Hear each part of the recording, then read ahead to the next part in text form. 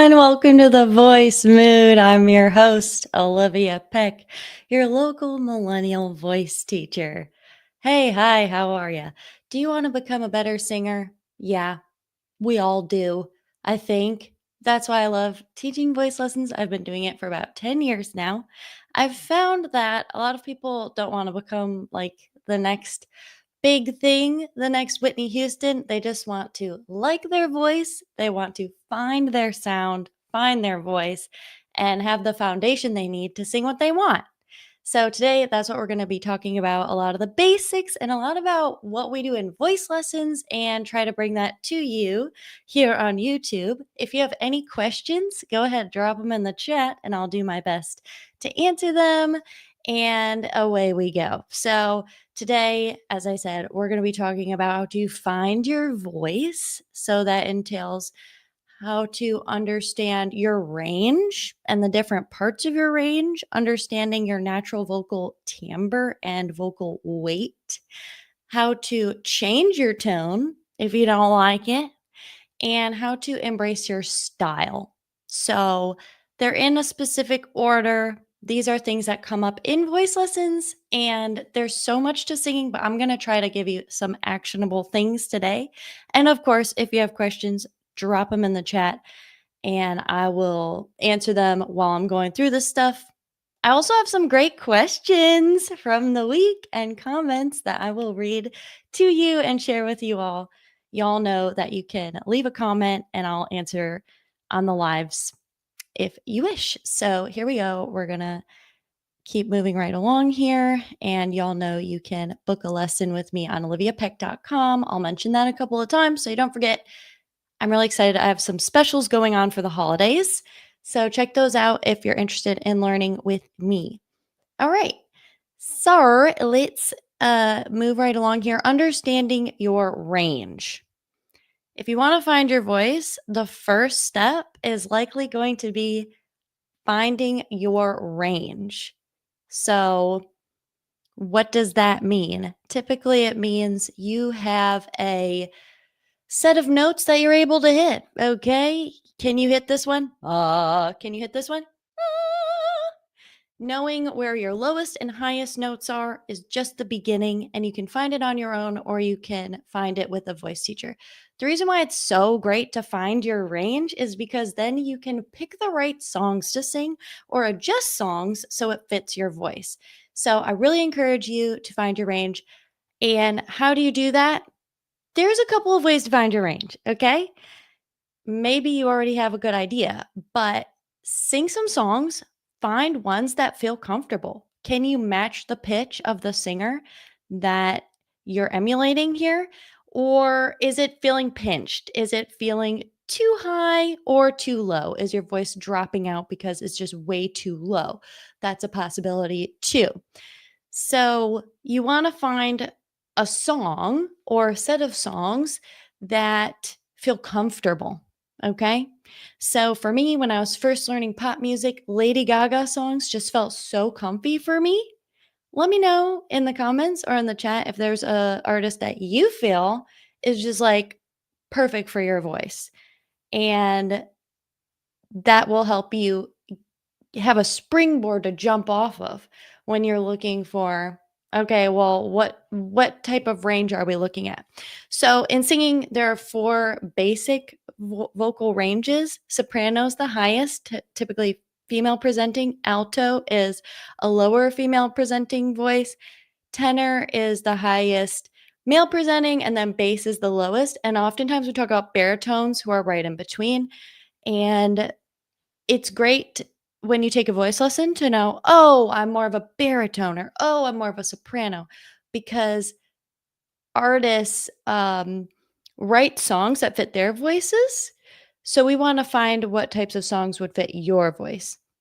Everyone's voice is different. And once you know, opens up a whole world of possibilities. And then you know you're not trying to do something that's just not fitting your natural voice. Anyway, so there is a step further you can go. Once you know what type of range you have, there is a step further you can go. And this brings us to a question we had this week, and I'm going to show it to you. So, meow, meow, meow. If y'all know me, y'all know I love using the meow, meow, meow exercise. Such understandable info, he says. Thanks. I'm a baritone with some decent tenor range.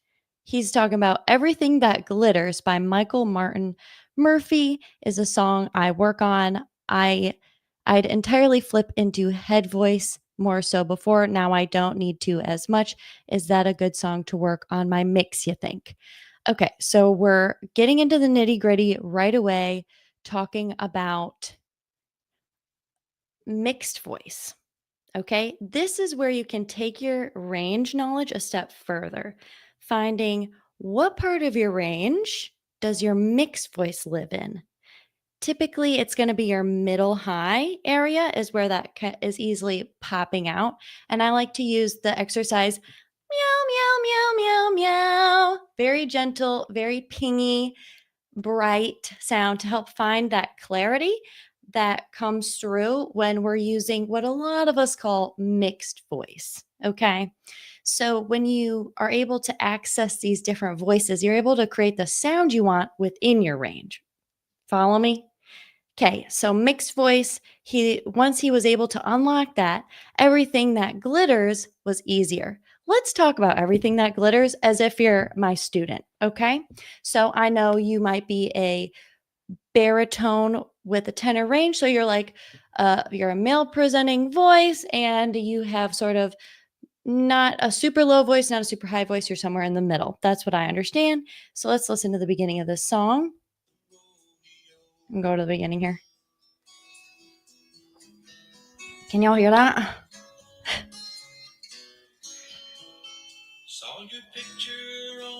Okay, saw your picture on. I already know based on what I know about baritones that that's in probably a mid to high part of their range. So remember what I said about the meows? Meows and the mixed voice, that's around where you want to start accessing that to get that clarity. Saw your picture on meow, meow, meow, meow, meow.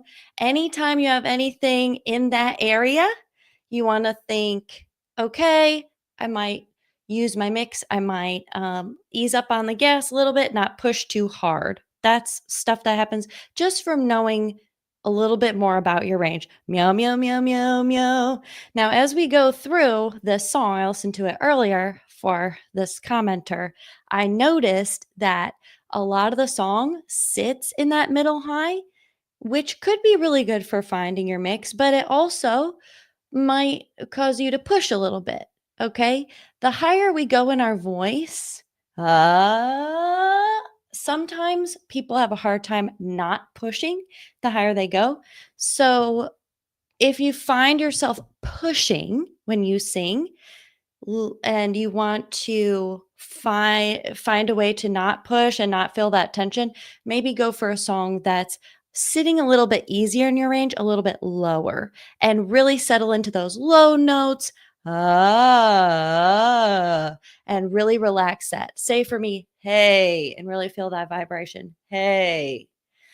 You want to let your voice drop down like that to sort of reset into your comfy, low, resonant, free range. Okay. Because as we get higher, we want to maintain that relaxation, but it can be a little bit tricky to do at first. So resetting into a lower song helps.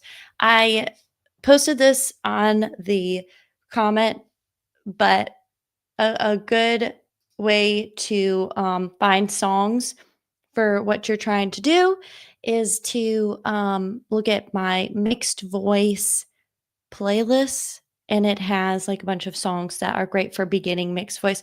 So if you're looking at like ain't no sunshine shine, that wah sound helps you find that ping, that forward easy almost whiny sound that we want when we do mixed voice, but it's not super high. That's more of a bass baritone song, for example. Okay. So try flambe. So I don't know who that is. I'm reading the comments now. Try to sing an A2. I don't know if I can sing A2.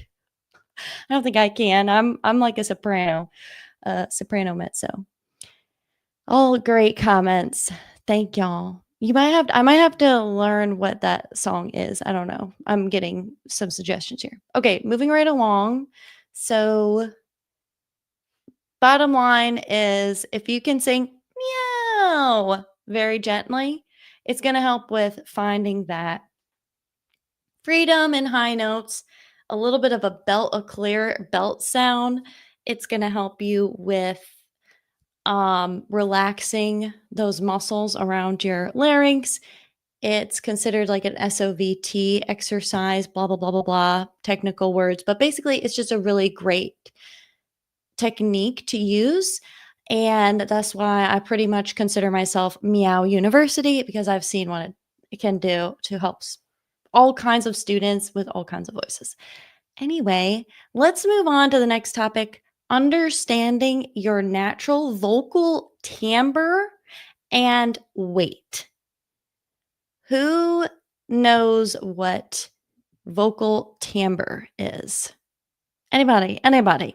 So, vocal timbre is the way your voice quality sounds. Is it harsh? Think like Jessie J, really harsh sound, or Teddy Swims, more of a harsh sound. Think about a more warm tone, like Josh Grub, you raise me up. That's more warm timbre, just naturally, and because of the things he does with his voice. Think about a smoky timbre, like Adele or Miley Cyrus. Think about a more bright timbre like Kristen Bell. Do you want to build a snowman? Okay, that's more bright, more clear. So everyone has a different timbre based on them, the way they're made up, the way they sing, the way they talk, the way your accent is. All these things affect the way your sound pops out when you sing. And you know what? You probably have more than one. The way that I sound in my low voice might be a little warmer and smokier than the way that I sound in my high voice. Two different timbres throughout my range. You want to try to smooth it out a little bit or bring out different colors, and you can change it a little bit, but we all have sort of a natural timbre.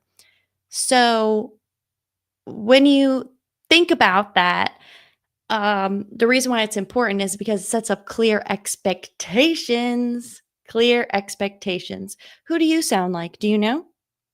I was just talking to a student today, and he asked me what I think he sounds like, and I gave him some examples. And the reason why it helps set up clear expectations is if, let's say, I don't know that I have a more clear voice, a lighter voice, and then I try to sing something like Teddy Swims, and I'm like, why can't I do that? What's the deal?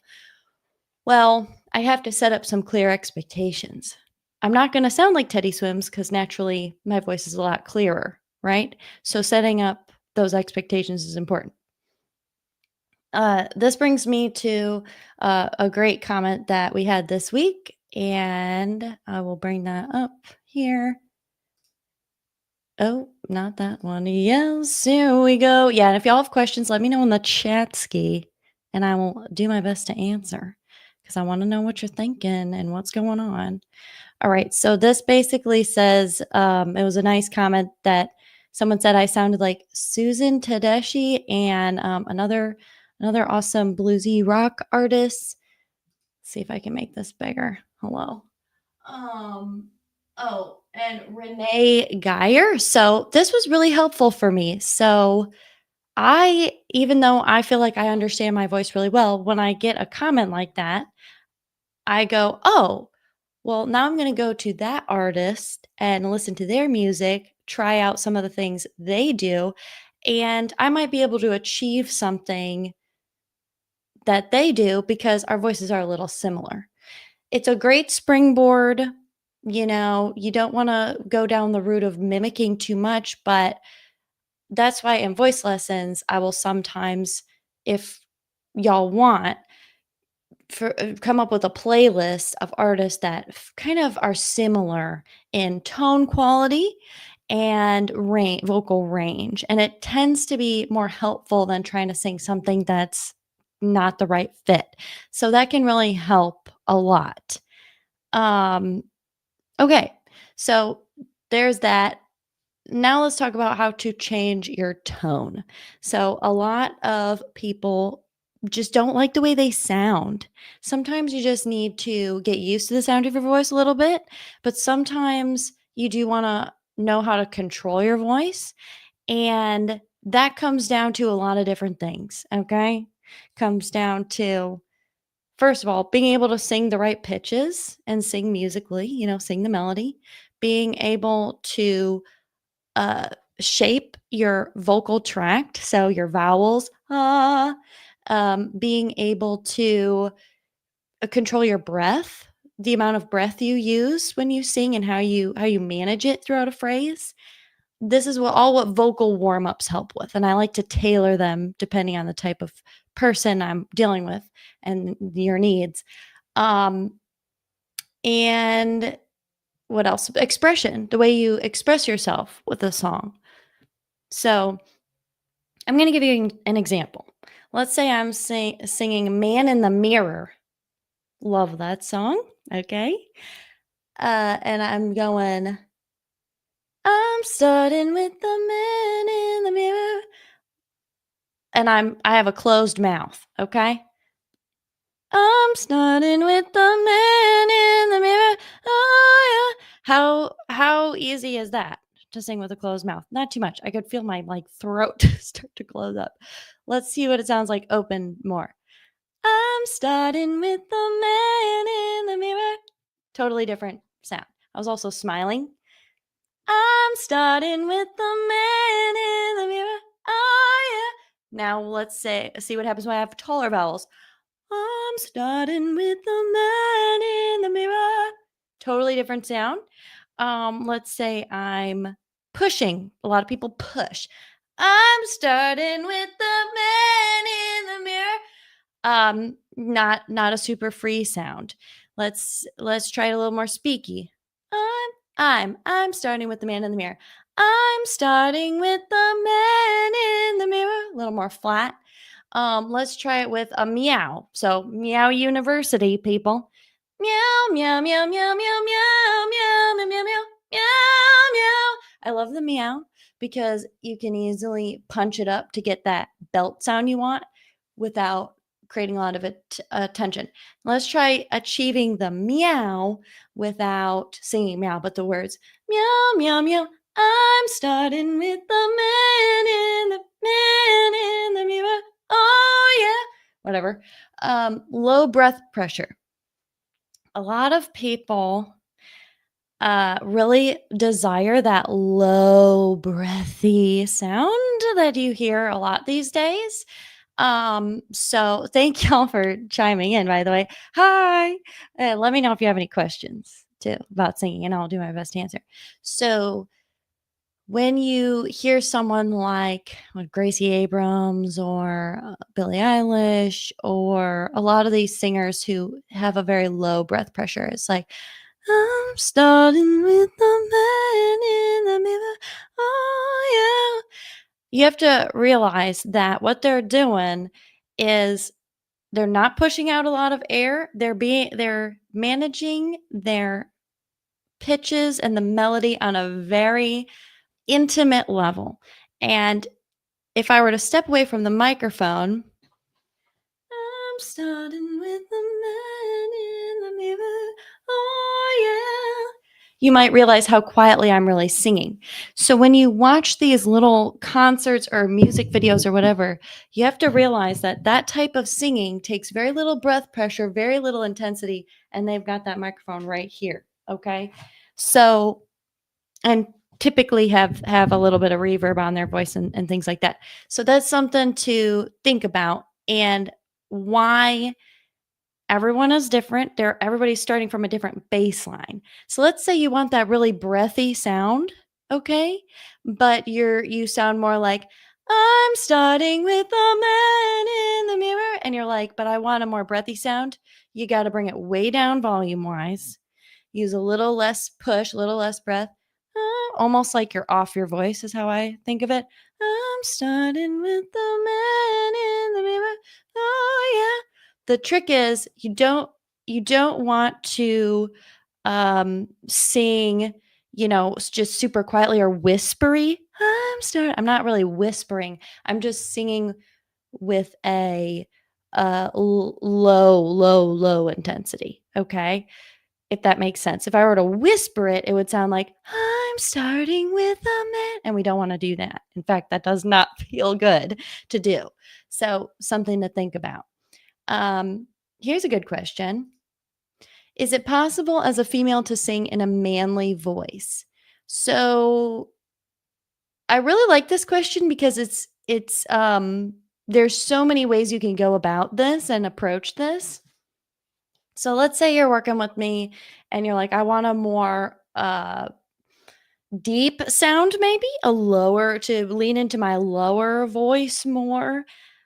I would think about artists like Amy Winehouse or other artists who really lean into their chest voice. So Valerie, they are not afraid to go there and really settle into that rattly low range. Another thing that you might be thinking of that I guess you could attribute to I don't know if manly is the word that I would use, but if you want more grit in your voice, and I don't mean to equate like manliness with power or grit necessarily, but unfortunately, I feel like I have to kind of go out on a tangent here and just I'm grasping at straws maybe. But maybe that's what you're talking about.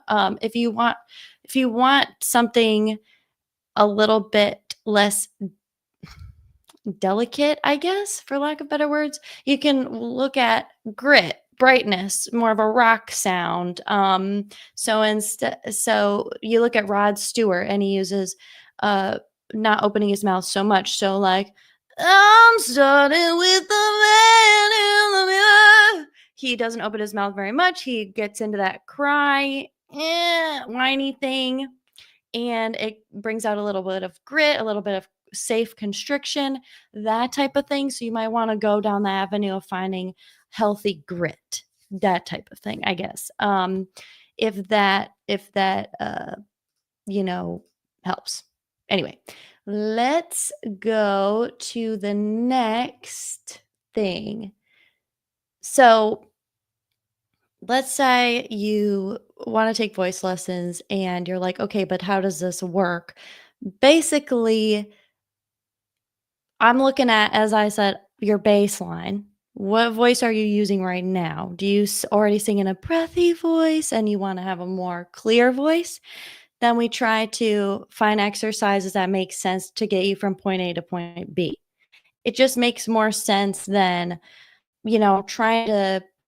trying to figure it out on your own and just go with all of the basic exercises that are out there. It's a lot faster when we can tailor it to where you are starting from.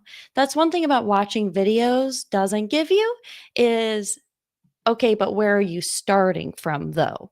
Because maybe you already do sing, let's say you want to find a better mix voice or belt, but maybe you already do sing with a lot of mix or a lot of belt qualities, but we need to just figure out how to bring that higher in your voice. So, um, that is something that I recommend.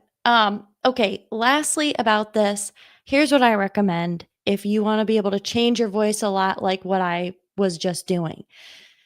If you can learn how to tune your ear to different sounds and match that what you're hearing to how to create that sound, it's a lot easier to go, oh, well, in Taylor Swift's Ophelia, she went into this type of voice, and that's how you create this type of voice.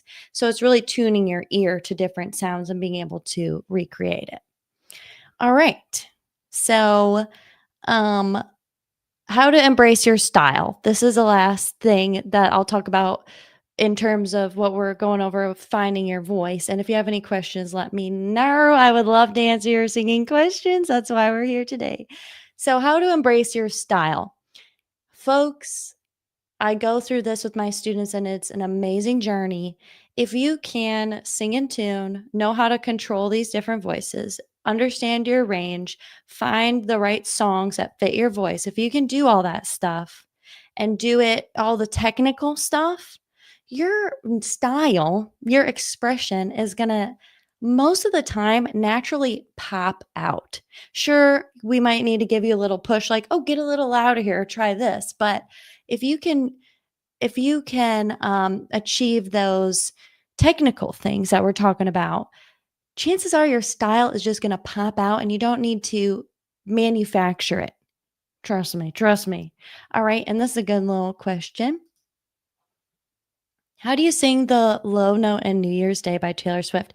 So I think it's like New Year's Day is like down there. Let's see.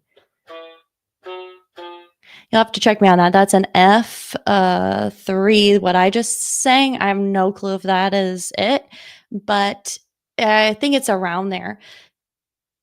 The question you might have to ask is A, is it in your range? So if you are a female presenting voice, alto, likely you'll be able to sing that note. New Year's Day. And I would just say, let your voice drop. Is it a C? Day. Day. New Year's Day. So C4 would be New Year's Day. C3, I can't sing that low. Day. I can't sing that low. So I would just say you want to, if it is in your range, if you can get there, you want to relax. Think your speaking voice. New Year's Day, or whatever it is. Relax into it. Maybe do it in a hum into it. New Year's Day. Sometimes it helps students when I say, put it a little nasal.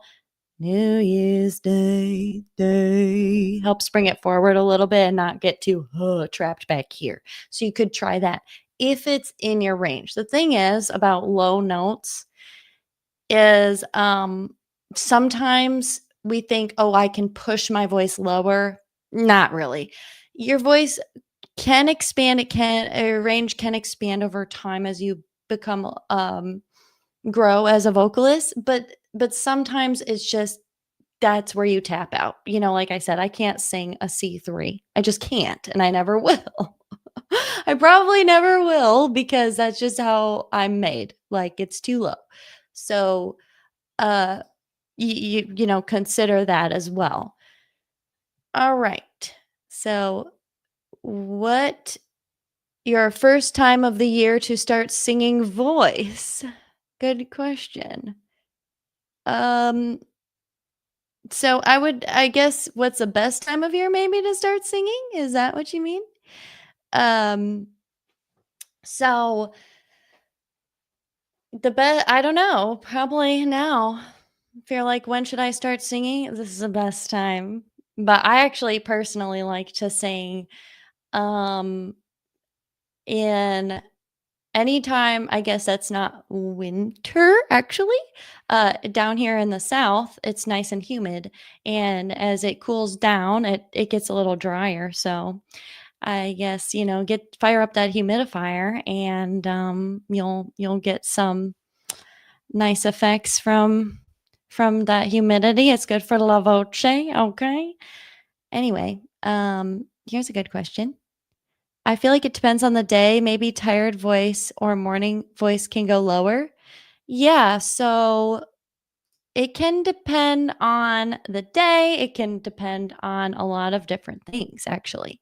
So, for instance, this past week was very taxing for me. I was shooting a film and there was a lot of dialogue and I had to sing in it and it was a lot of long days. And today when I was singing with students, you know, it was all gravy. It was good, but you know, I could hear little cracklies in my voice and stuff like that because it's tired and it's still recovering from a long week of strenuous activity. So, yeah, your voice will change based on if it's recovering from something, either illness or overuse, which we try not to do, but it does happen. It can. it can be different if you didn't get enough sleep, your hormones. So for women, a lot of women experience a range change and a lot of changes in their voice around their cycle, and so hormones play into it. For men, I know that I don't know how much their hormones really affect their voice, to be honest, but I know that their cycle of hormones is more on a daily basis as opposed to the female cycle, which is more on a monthly basis. So it's definitely stuff you want to factor in, your health things. Some of my students use medicinal smoking, or whatever medications they're on, and that affects their voice, and just factoring in recovery so that they can sing healthily is really important. So there's different things that affect your voice basically, and you do want to be aware of that and set the right expectations for yourself. How many vocal octave range do I sing? I'm not sure. Probably like two and a half, three. Um, yeah, I don't know, but it's not something I check a lot. That's one octave, but I didn't quite get all the way to the C, and then that's another C, so that's two octaves, and that's high C up there. But I'm pretty tired, so it's not really a great representation, but yeah, it's around like three-ish, but not quite. Okay, moving on. How to embrace your style. We talked about that a little bit, and I have a really good comment from the week based on that topic here that I wanted to share with you guys. Let's go to that. So I'll read it to you. Oh, that's not it. Sorry. Okay, I've been trying to sing my song that I've written, and I haven't pulled it off too good, especially on time. After watching the video, it all makes sense. Thanks to you. Thanks for the comment. So this particular video that this commenter is talking about is the full voice lesson video, which I'll link all of these videos that relate to the topics we're talking about today in the description and the comments. But yeah, my full voice lesson video covers how to go through a song bit by bit. What are the notes? What are the little runs? What vowel, how to vowel modification, timing, all that stuff. So once you nail down those fundamentals and that video goes through everything, then it's a lot easier to unleash your style. It just naturally comes out. So, I want to tell you a quick story about a lesson I had just today, even. So, I had a student singing Golden. She did an amazing job. And her placement was great. She's using the mix. We're going up, up, up, up, up. She had a great placement. And it was pretty close, but she's like, "I just feel like it's not refined. There's something missing." And I said, "Sing it with a little bit of attitude." Immediately, when she started singing it, "I was a ghost, I didn't know." She was moving a little bit. The expression was there. Everything started to click into place because she did the work. She learned the notes, she figured out the placement, and then she was able to relax into it. And naturally, letting go a little bit and singing it with a little bit of attitude was kind of that finishing touch that it needed. Right? Okay, pretty awesome. So sometimes it's something that's simple, when you're just trying to find your style, it'll naturally pop out. Um, yeah. Here's a question. I have a great question. How to sing the low note in K-pop Demon Hunter. So this is similar to what I was talking about earlier on how to access a lower note, but if you're thinking about that specific song, how she creates that warmth, I didn't know. She creates warmth in her voice with vibrato. Huh? Da-da-da, ba-da-da. Try it on a O. Oh, like a nice round O sound. Oh, in a head voice, a low head voice. And that should give you the warmth you desire, as opposed to like, I didn't know. That's more speaky. I didn't know. More, oh, almost go into opera zone. Hope that helps. Let me know. But yes, exactly.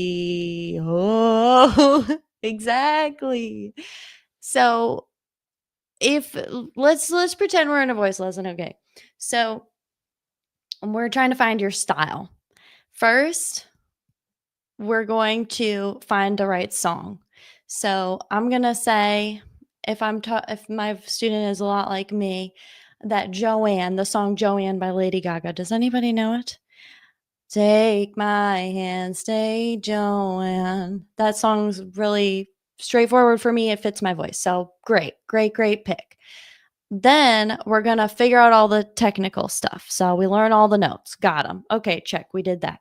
Next, we're going to break down what's happening in the song, because it changes. Like in the beginning, we realize that it's take my hand, stay Joanne, heaven's not. That's like all chest voice. It's all right here. Heaven's not ready for you. Gotta lighten up there. Ready. That's almost going into my first break. So I gotta ease up on the gas. Okay. Then let's go to the chorus. Okay. Let's nail that down. Girl, where do you think you're going? That's more head voice. Where do you think you're going? Going. Ooh, let's fix those fast moving notes. Going, going, and breaking them down and then speeding them up. Going, going, girl. Nailing down the fast moving pitches, and then you try to put it all together, basically. Naturally, if I do everything right and I figure out how I want to sing it and where I go into mixed voice, chest voice, head voice, if you want to break it down that way, then we can break down how to let go and make it your own. Okay. Got a question. Where are you from and where do you live at? So I'm from Michigan. You might be able to hear that in my accent. And I live in the greater New Orleans area. So if you are from New Orleans, I'm right in your neighborhood. I'm around. Da da da da da. All right. So let's talk about some other stuff. Let's talk about last week's live.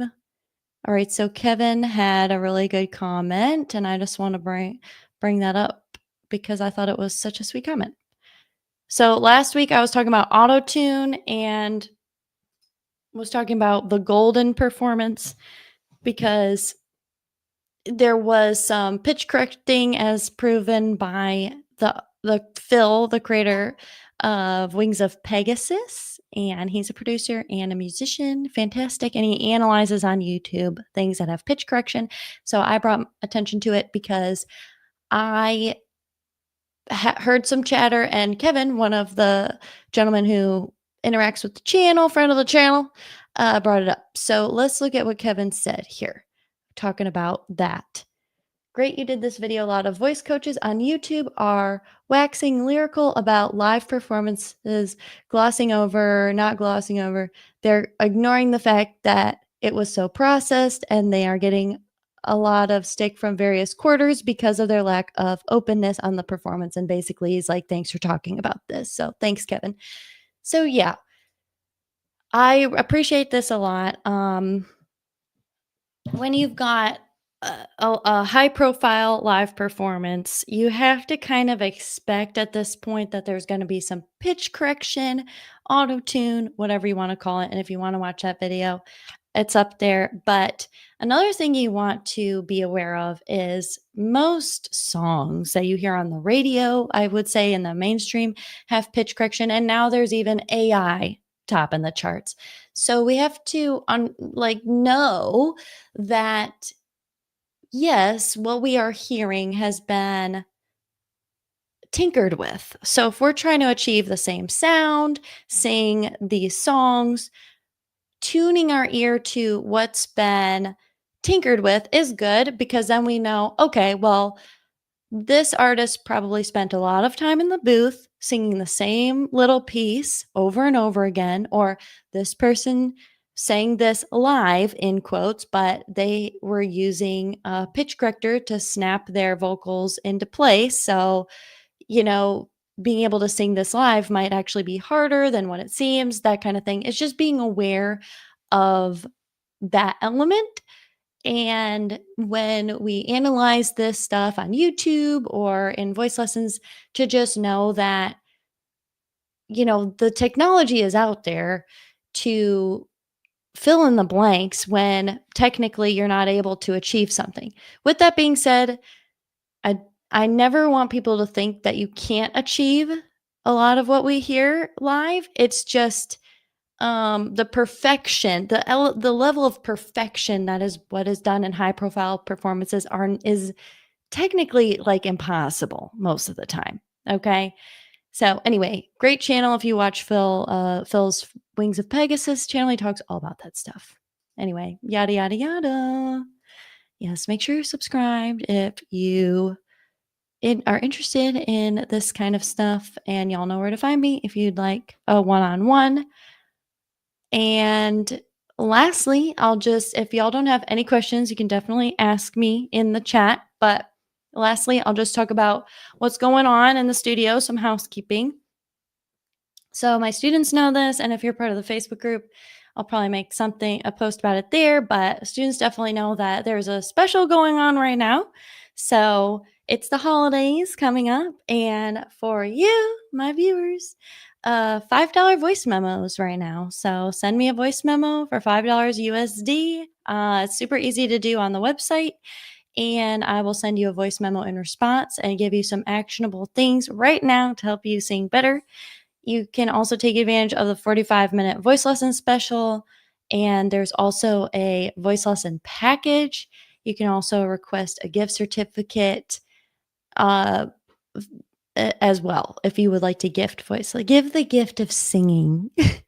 But if you do it sooner rather than later, you'll avoid a wait list. So I do have some space. So jump on it now, but soon there might be, I only have a few spots for regular times right now. So just be aware that it's a possibility you may have to wait. I think I'll be able to squeeze anybody in soon though. Anyway, if you don't have any other questions, I might jump off soon, but this has been really fun, and I love talking about singing with y'all, and I always appreciate the super sweet comments that I get.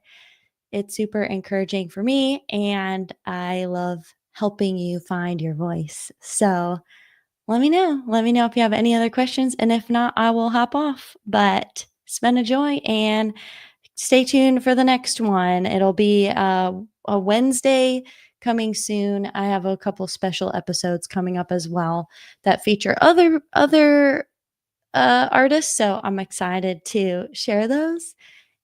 And yeah, all right. Well, have a great day, and remember to take care of yourself and each other, as Lester Holt says. Bye.